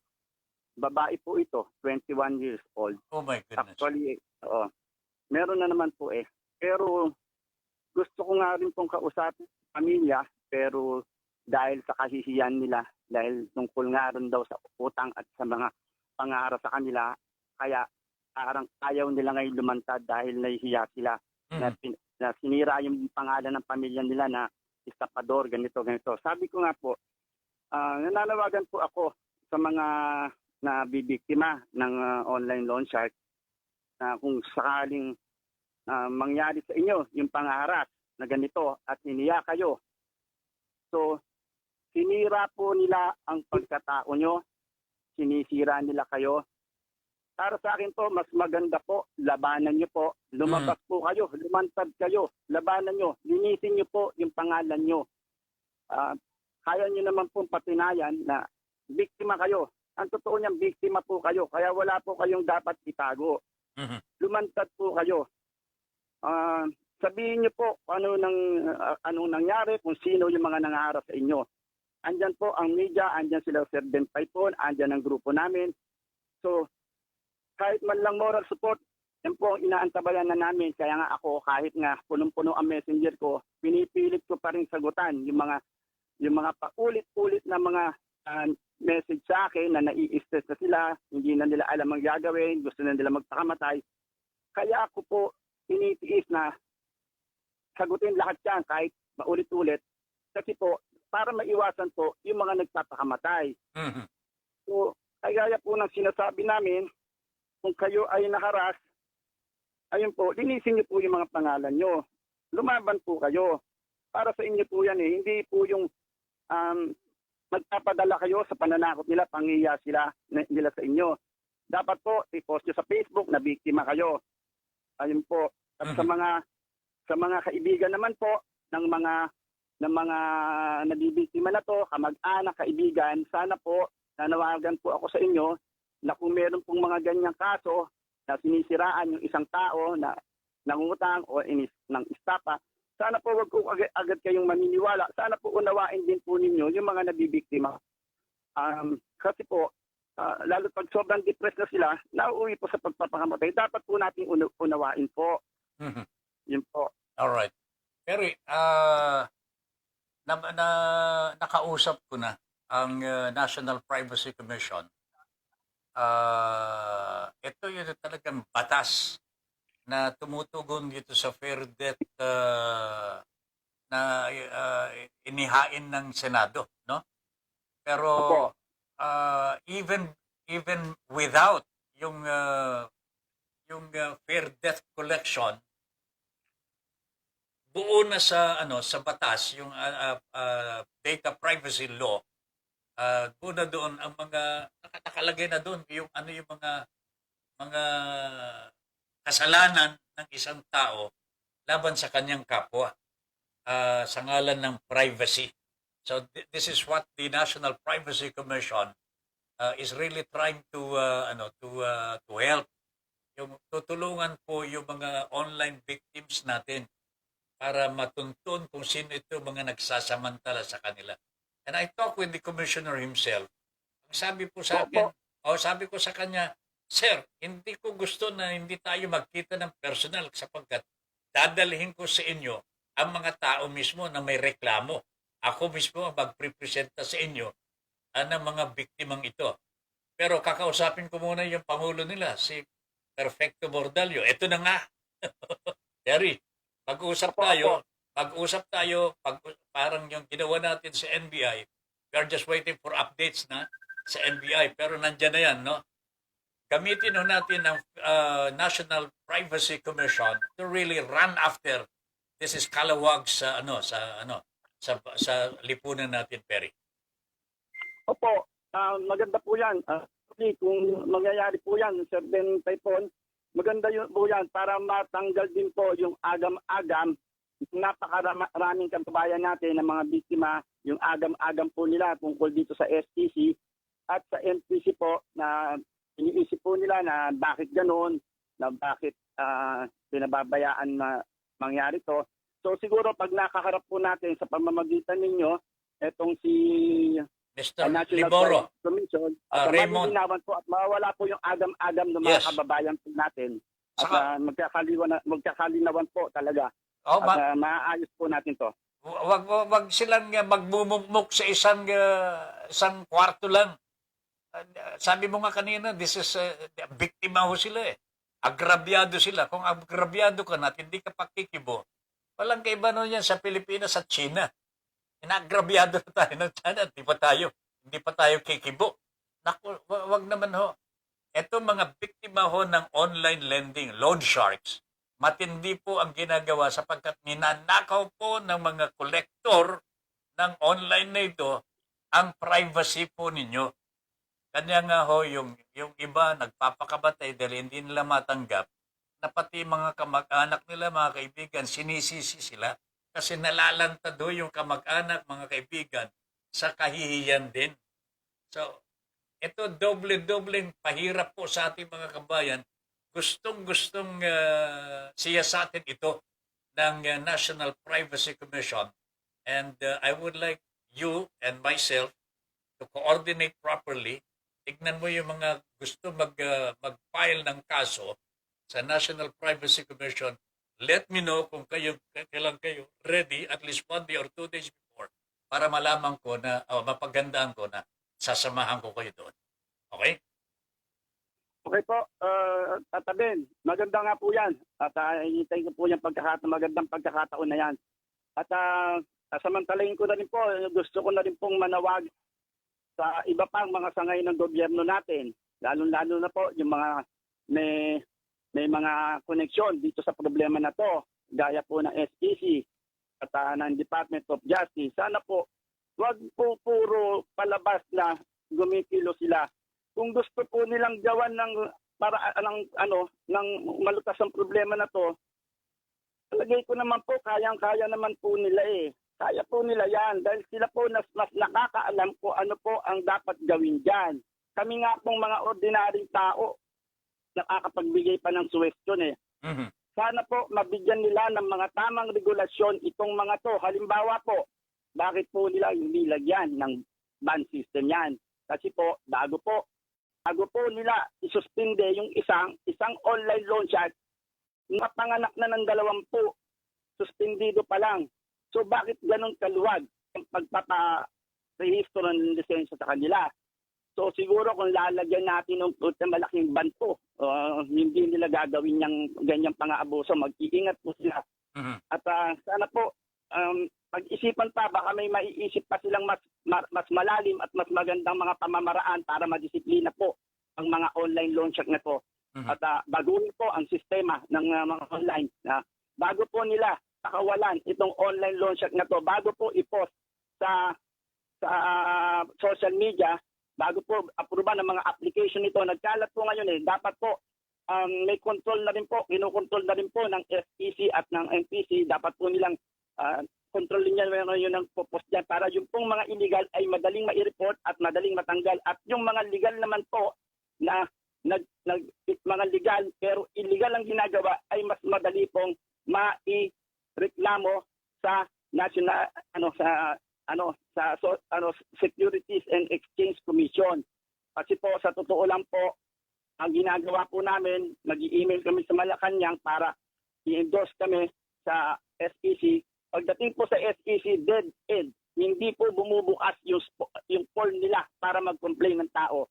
Yun po ang isang pansin ko dyan sa SEC. Kaya yung SEC po ay gusto ko rin pong makausap para magkalinawan kung ano ba talaga. Para matanggal na rin po yung agam-agam ng mga libo-libong tao na may kinalaman sila. Dududa na po sila na parang pinoproteksyonan daw po ng SEC. So ito siguro yung pagkakataon, magkausap-usap para po magkalinawan. Matanggal din nyo po yung agam-agam ng mga tao na bakit ganon pinababayaan na mangyari po ito. We can ask the help of the National Privacy Commission here, Perry. Ito'y hihilingin din natin sa NPC na kausapin ho ang SEC. Kasi interagency na ito eh. Ang NPC na atasan ng ating batas na siyasatin ang mga nagwawalang niya sa kanilang kapwa in terms of privacy. Ito ang talagang sakop talaga ng National Privacy Commission ang problema ng ating mga online victims, no? So we will get there, Perry. Siguro unahin natin itong pagpunta natin sa National Privacy Commission. Gather the people now who would like or are willing to file charges against O yan, inaantay lamang Opo. po natin. Ayan, Terry, ah, Opo. ipunin mo na yung mga gusto mag-file ng kaso sa National Privacy Commission. Sasama po ako doon. Okay? And then Okay po. later Sir, on, anytime po at late, kasama rin po siguro ako diyan at dapat katulad kasama po ka ng dyan. lakad namin sa NBI. Oo, okay. And then after Ay, that, Papa Ben. oy, yes. Hello? Oh, Meron po lang akong isang concern na gusto ko rin pong ipalawagan tungkol po ito sa internet, yung Converge po. Converge. Kung po pwede po. Pwede Sige po po, ba? sige po. Sige. O nananawagan po, okay po, ako dito sa Converge.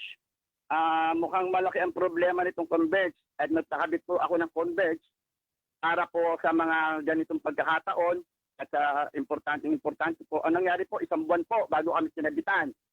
At pinagbayad po muna kami bago kami kinabitan. At nung kinabitan na po kami, wala pa pong isang linggo, pinutol na. At sinisingil kami ng 3,000. Bakit? Ini-scam kami ng Converge. So Scam ako yan. pa ang ini-scam nila. Wala nga. Oh, Tapos po, pinutol po, magtatatlong linggo na po, hindi po nila binabalik. Napakinabangan po namin ng Converge, wala pa pong isang linggo. Oh Yun po my ang, ewan ko bakit tatakot-takot na, na report na ginawa ko, hindi po nila ibinabalik. At bumabalik po sa paniningil sa amin ng higit sa 3,000. Sinisingil po kami. Isang linggo pa lang po namin nagamit yung Converge. Alright, may address ba kayo? Pa, May address ka ba ng Converge?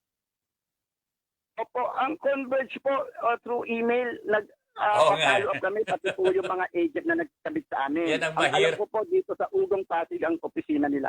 Oo, yan ang mahirap doon. Pagka hindi mo alam yung talagang opisina ho nila, idadaan sa online. Wala naman sasagot. Anak ng pating talaga.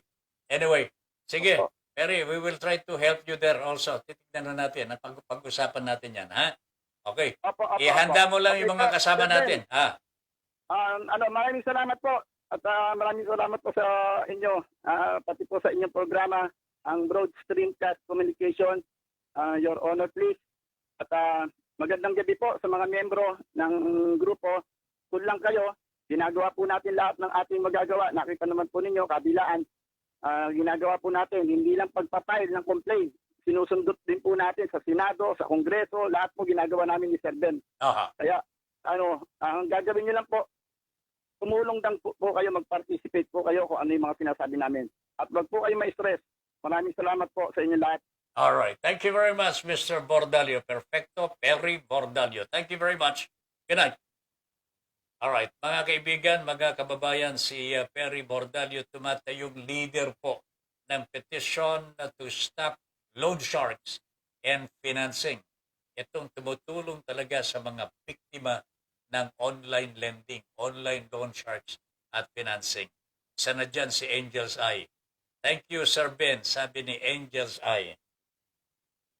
Sila Malu, sila Rosa Mia, magandang gabi po. Kumusta na ho kayo? Ha? Si Tiny Talaw also. Okay? Si Ma'am merong sinabi si Yan, si Chincha Buste.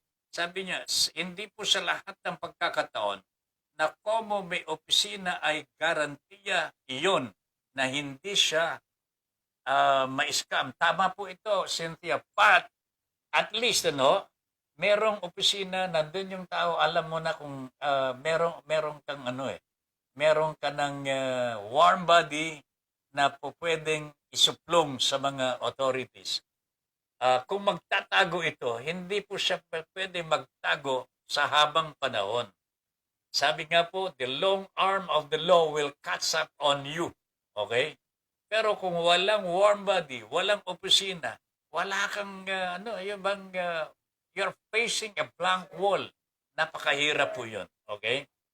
Pinakamaganda na yan, merong at least, merong opisina. Tama lamang si Val siguro. Nandyan yung tao, nakakausap mo.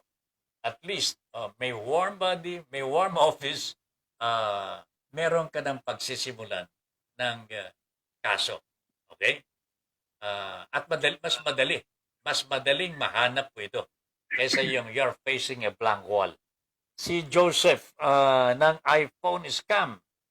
Joseph, magandang gabi sa iyo, Padre. Hello po, Sir Ben. Magandang gabi po sa lahat po ng mga nanonood via Facebook Live. Ay, magandang gabi po sa inyo lahat. Good evening, Joseph. From where are you naman?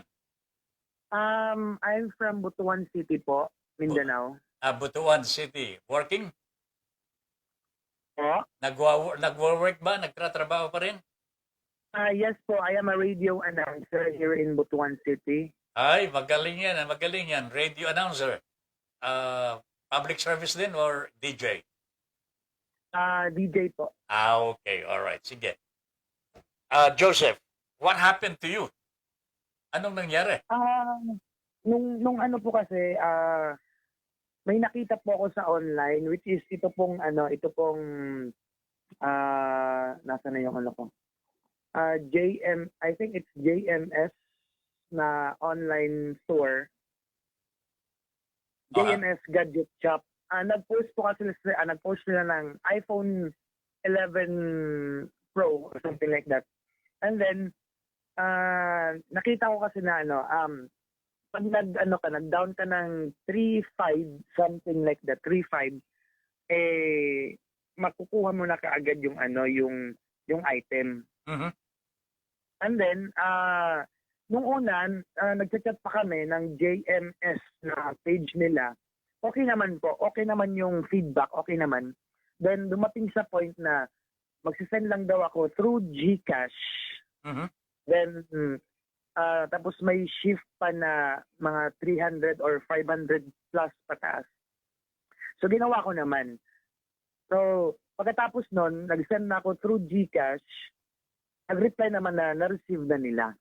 Okay. And then, sabi ko, kailan ko ba makukuha yung item, ma'am? Sabi nila, within 5 days, sabi nila. And then, kinabukasan, nag-chat na ako, nag-update na ako kung nasa na yung item. Hindi na. Hindi ko na ma-send yung message doon sa kanilang page.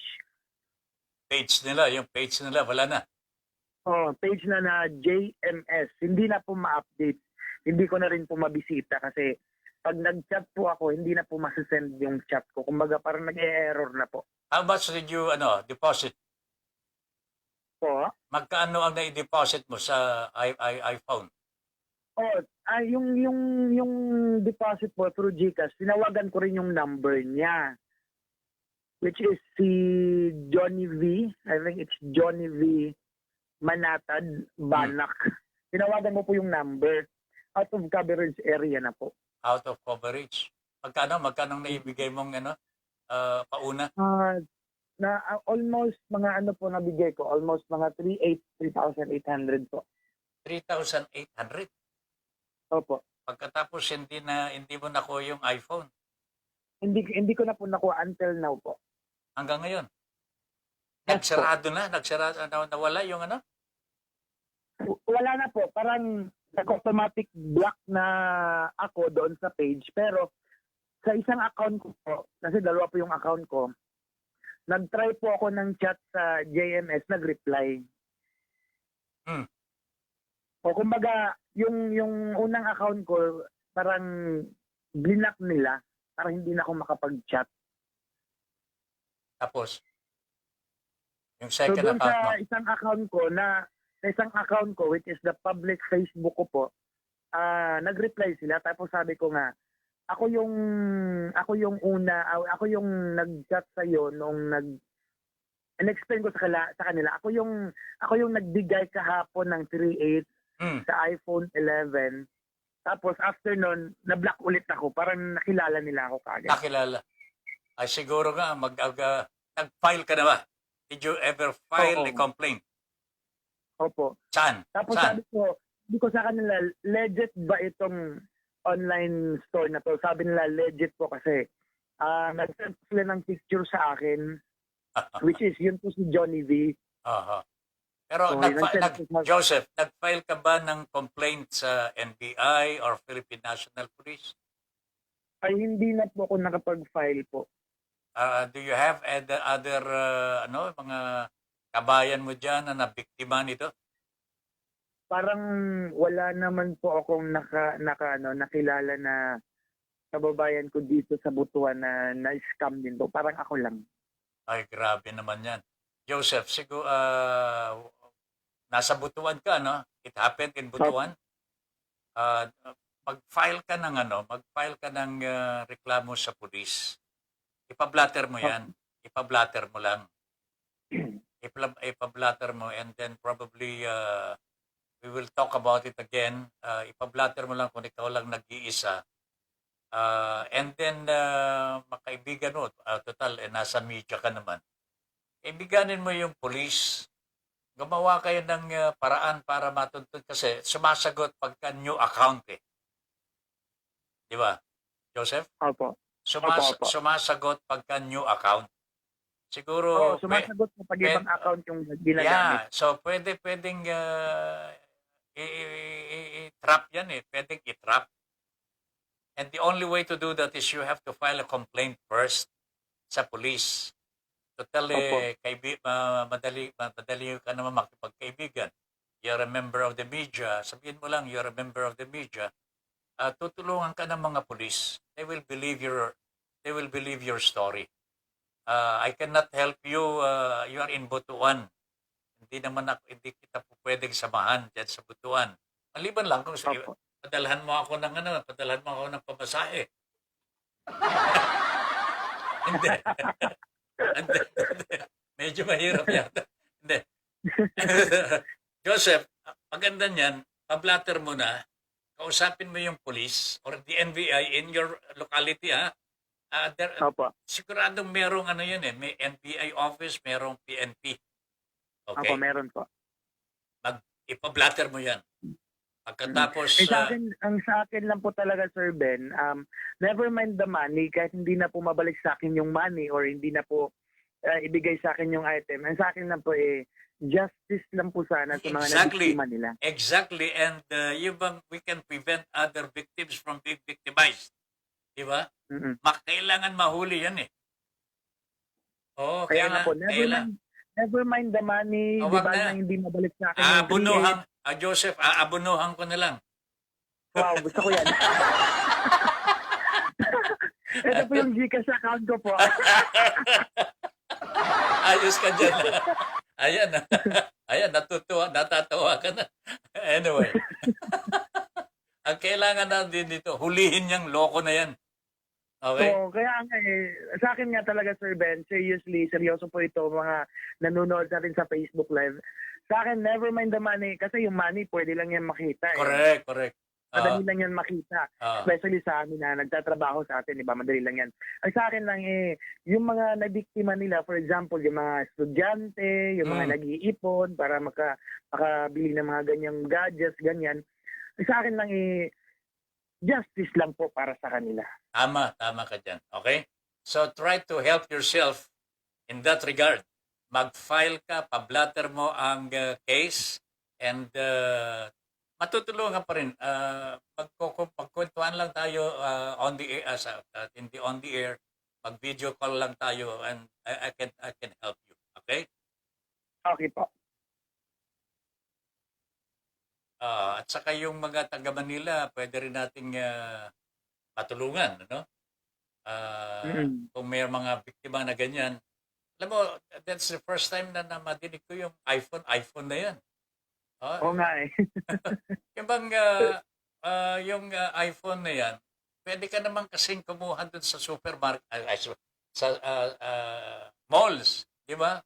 May meron mga installment basis. Pero ito, napili mo kasi online. Kaya nga na-realize ko, bakit ba ako pumasok sa ganito? Pwede ko naman bilhin yan dito agad-agad.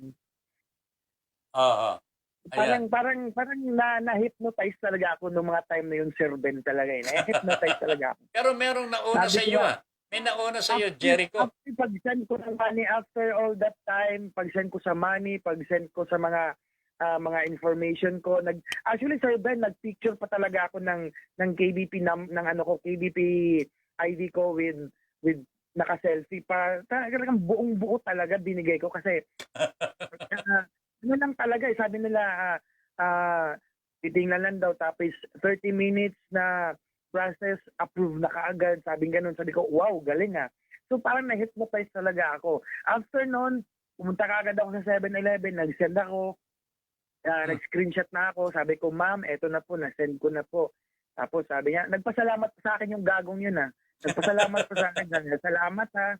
Sabi ko, okay po ma'am, walang problema, kailan po ako mag-start ng hulugan every month. Sabi niya, pag dumating na po yung item, after 5 or 6 days, sabi ko, okay yun, hihintayin ko na lang. Nag-1 week na, almost a month na ata, hindi pa rin dumating Dako talaga, scam. Kaibigan mo, kasama mo si Jericho? Joseph? First time ko talaga po. Kasama mo ba si Jericho? Kasama ko po sa group chat lang po. Group chat. Nandito yata sa Manila Oo. Anyway, basta ang payo ko sa iyo, total nangyari yan sa Butuan. Try to get to the police now. Pablatter mo bukas, no? Gabi na ngayon. Pablatter mo bukas para merong pagsimula ng pulis para matuntun natin yan. I-trap natin yan para maparusahan at hindi na makabiktima. Okay? Ayan, okay, Joseph. So, yan ang payo ko muna. Try to have that blattered sa police. Kaibiganin mo yung police, paggawa kayo ng paraan para matuntun yung gumawa kayo ng account ulit. Di ba? Opo. Pwede kayong gumawa ng account. Our intention here is to stop this scam and prevent the commission of other crimes with other people para mailigtas naman natin yung iba. Ha? Joseph? Correct. Opo, Sir Ben. Noted po. Okay, sige. May mga barkada naman po ako, mga pulis dito. Magpapatulong na lang po ako. Oo, batiin mo sila sa radyo. Ay, everyday po nakasabi kasi sila sa akin everyday. Kasi rumuronda sila dito sa Butuan. Kasi naka tawag yan, curfew. Okay, sige. Nakatutok sila sa akin, Sir Ben, actually. Beautiful. You must be a popular DJ there, so, ha? Joseph? Ang masasabi ko na lang po siguro, Sir Ben, bago ko po ibaba yung telepono ngayon. Actually, naka-duty po ako ngayon Ganun ba? Naka-duty po ako ngayon. Masasabi ko na lang sa mga nanonood sa atin, pag may nakita po kayo sa internet or sa Facebook po na mga online ganito, online na ganyan, you have to make it sure kung ito ba'y legit. That's para correct. po hindi po tayo mabiktima. Much better na lang po siguro pag may nakita kayong mga promo, mas mabuti puntahan nyo na lang po or sa mall po kayo.